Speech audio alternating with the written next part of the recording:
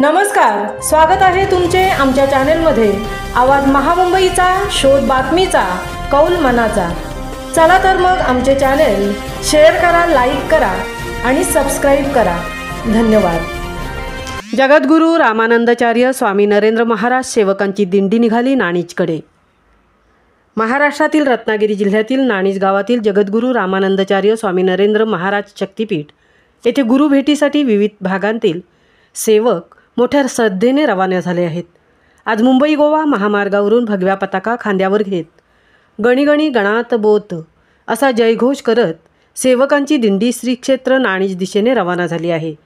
या पायी दिंडीत यात्रेत सुमारे 100 ते 150 सेवक भाविक सहभागी झाले असून त्यांच्या चेहऱ्यावर गुरुभेटीचा उत्साह आणि भक्तिभाव स्पष्टपणे दिसून येत आहे।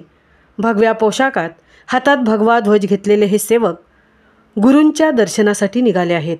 जगद्गुरू रामानंदाचार्य स्वामी नरेंद्र महाराज यांचे संपूर्ण महाराष्ट्रात आणि इतर राज्यातही हजारो भक्तगण आहेत। त्यांचे शक्तिपीठ असलेले नाणीज हे गाव आध्यात्मिक श्रद्धेचे मोठे केंद्र मानले जाते। सेवकांची ही पायी यात्रा भक्ती, शिस्त आणि समर्पण यांचे प्रतीक ठरत आहे। या दिंडीत सहभागी सेवकांसाठी संपूर्ण मार्गभर भक्तगण दिंडींचे स्वागत करत आहेत। गुरुभक्तीचा हा सोहळा पाहणाऱ्यांनाही भक्तिभावाने अगदी भारावून टाकणारा असा आहे। आवाज महामुंबईचा चॅनेलसाठी धनराज गोपाळ सह तृप्ती भोईर, पोलादपूर।